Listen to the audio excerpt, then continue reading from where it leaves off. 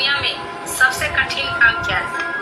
मैं तो सोच में पड़ गई क्योंकि सवाल बहुत ही कठिन है। फिर कुछ देर सोचने के बाद मैं मुस्कुराई और बोली कि मेरे नजर में तो दुनिया का सबसे कठिन काम है अपने माता पिता को अपने आंखों के सामने बूढ़ा होते देखना। वो ऐसा लम्हा होता है जब कुदरत के लिखे को हम टाल नहीं पाते।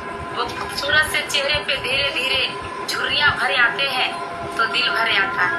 उंगली थाम कर चलाने वाले जब खुद चल नहीं पाते हैं तो दिल भरे आता है। सही रास्ते दिखाने वाले जब खुद के रास्ते वीरान नजर आते हैं तो दिल भरे आता है। हंसता मुस्कुराता हुआ चेहरा जब खामोश हो जाते हैं तो दिल भरे आता है।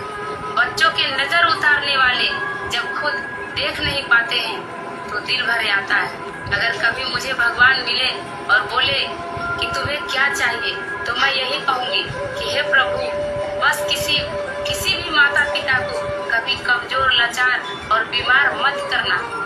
जब तक उनकी जिंदगी है उसे सेहतमंद रखना।